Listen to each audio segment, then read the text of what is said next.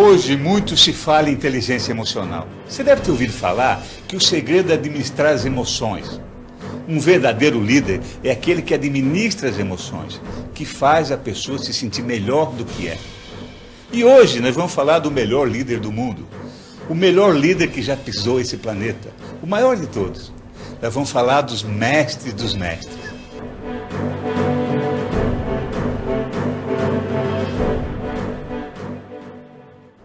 Você já percebeu que nós sempre temos motivos justos para desistir? Você já percebeu que muitos de nós começam a pensar, olha, eu nasci num lugar horrível, eu nasci pobre, eu não tive uma infância extraordinária, eu não fui muito feliz, e é claro, eu tenho todo o direito de desistir. Claro, a vida foi muito ruim para comigo. Agora pense, Jesus Cristo te dá um exemplo extraordinário. Sim, não teve alguém que sofreu tanto como Jesus Cristo. Jesus Cristo, para começar, ele nasceu num lugar sem condições nenhuma de ser feliz. Jesus Cristo deveria ser uma pessoa muito amarga, porque ele nasceu num lugar adverso. Jesus Cristo, só para você lembrar, a primeira respirada que ele deu, ele sentiu o cheiro de estrume, cheiro de resto de animais. Claro, porque ele estava numa manjedoura. Jesus Cristo não teve uma infância agradável, com a família sim, mas o mundo lhe foi muito adverso, a vida foi muito adversa. Só para você lembrar, com 2 anos de idade, Jesus Cristo foi carregado pelos pais, fugindo, sem condições nenhuma, andando vários quilômetros, para fugir do inimigo que queria matá-lo. Jesus Cristo teve uma adolescência numa cidade pobre, uma família pobre. Jesus Cristo trabalhou muito tempo com móveis, ele aprendeu com o pai dele. Ele fabricava móveis e tinha que sair vendendo esses móveis. Jesus Cristo teve uma vida muito adversa. Lembre-se que ele não cursou faculdade nenhuma, não escreveu livro nenhum. Jesus Cristo não se afastou da região dele mais que 150 quilômetros, incluído aí a fuga para o Egito. Jesus Cristo, ele trabalhou com os funcionários deles apenas 3 anos. Você já imaginou o que é isso? Você já pensou num líder hoje que tem apenas 3 anos para treinar os seus funcionários e a maioria funcionários incultos e conseguir fazer deles pessoas extraordinárias, pessoas que mudaram o mundo? Se você quiser entender o que é um líder extraordinário, aprenda com Jesus Cristo. Jesus Cristo contava muita história, sim, porque os funcionários deles não tinham muita capacidade de pensar. E Jesus Cristo ensinava os funcionários a pensar. Olha que coisa maravilhosa. Jesus Cristo contava histórias para que o pessoal, com a história, entendesse o que queria dizer a realidade. Jesus Cristo contou, certa vez, uma história muito bonita. A história é mais ou menos assim. Uma vez saiu um semeador semeando, jogando sementes. E algumas sementes caíram na estrada. Outras sementes caíram no meio das pedras. Algumas outras sementes caíram no meio dos espinhos. E finalmente algumas sementes caíram em terra fértil, em terra boa. Aí os funcionários perguntaram, o que quer dizer isso? E Jesus Cristo explicou, com aquela paciência extraordinária que Jesus Cristo tinha, ele ensinou. Olha, as sementes que caíram na terra, no asfalto, na estrada, elas não cresceram. Por quê?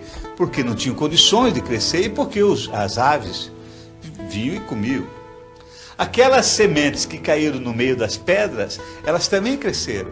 Só que como não tinha muita terra, as pedras sufocaram a semente e a semente morreu. Aquela semente que caiu no meio dos espinhos, a mesma coisa. Quando começou a crescer, estava viçosa, bonita, os espinhos começaram a sufocá-la e não deram espaço e ela morreu. Somente aquelas sementes que caíram em terra fértil, em terra boa, essas sim, vingaram, cresceram, deram frutos e deram frutos que conseguiram dar mais sementes. De cada semente deu mais 30, 60, 70, 100 sementes. E aí ele explicou o que é administrar pessoas, o que é administrar talentos. Você não consegue ser um funcionário extraordinário, você não consegue ser uma pessoa fantástica se você não quiser. Por isso, Jesus Cristo sempre respeitou a liberdade dos que o seguiam. Ele propunha, mas ele não impunha. Ele dava suas ideias, mas jamais obrigou alguém a segui-lo. todos que o seguiram foram de livre e espontânea vontade. E ele quis dizer o seguinte: não adianta você não ter uma base, você não ter disposição para seguir. Não adianta você ser um funcionário que não quer seguir as normas da tua empresa. Você precisa ser alguém que aceita a mudança. O segredo está aí. Você precisa criar um terreno fértil para que você cresça, para que você chegue no topo e vá além do topo. Claro, porque no dia a dia, você se lembra comigo, você sabe mais do que eu, quantas vezes quando você começou um projeto, quando você começou um trabalho, você saiu empolgado, não, deixa comigo, agora eu vou largar sementes, vai dar fruto, isso vai crescer, isso vai ser uma árvore frondosa. Aí, quando você está no meio do caminho, você percebe que você não teve base, você não calculou os gastos. Outras vezes você está empolgado, a tua árvore vai crescer, a semente foi largada, foi jogada, mas foi jogada displicentemente. Aí você viu que aqueles planos que você tinha não foram bem esquematizados, não foram pensados. Quantas vezes você está com tua empresa crescendo, mas vem os espinhos, as pessoas não honestas e sufocam você. Quantas vezes você morreu porque a tua empresa morreu, o teu projeto morreu, porque os espinhos sufocaram. E quão poucas vezes nós estamos colocando a nossa semente num terreno fértil, um terreno propício. Então pense comigo, não adianta você ter uma empresa extraordinária num ambiente que não é propício. Não adianta você ter uma ideia extraordinária se você não está num ambiente propício. Não adianta você fazer parte de uma equipe extraordinária se você não está com vontade de melhorar, de crescer, de mudança. Então o segredo que Jesus Cristo sempre quis dar é isso: lance a semente. Ele foi um semeador como ninguém. Ele pegou funcionários que a maioria entendia de peixe, olha lá, e começou a lançar semente para fazer delas pessoas que mudassem o mundo. Você sabe mais do que eu de que o que sufoca o crescimento de uma equipe, de uma pessoa, é exatamente a falta de perdão. Um dos espinhos que mais sufoca a semente é a falta de perdão. E Jesus Cristo, como ninguém, nos ensinou a perdoar.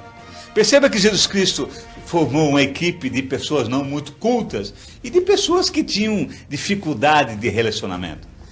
Os funcionários de Jesus Cristo não tinham facilidade nenhuma de se relacionar. Eles eram ásperos, eram agressivos. Muitas vezes se ofendiam, se machucavam. E Jesus Cristo ensinou a praticar o perdão. Perceba que Jesus Cristo, ele escolheu o líder dele, Pedro. Pedro era uma das pessoas mais nervosas que tinha. Jesus Cristo podia ter escolhido João, não podia? Pense comigo, o João era um discípulo, um funcionário muito mais simpático. O João era muito mais amável, o João era dócil, o João era bem relacionado. O João era um garoto, um jovem, ele tinha liberdade de encostar a cabeça dele no ombro de Jesus Cristo. O João era o discípulo muito amado. E por que Jesus Cristo escolheu Pedro?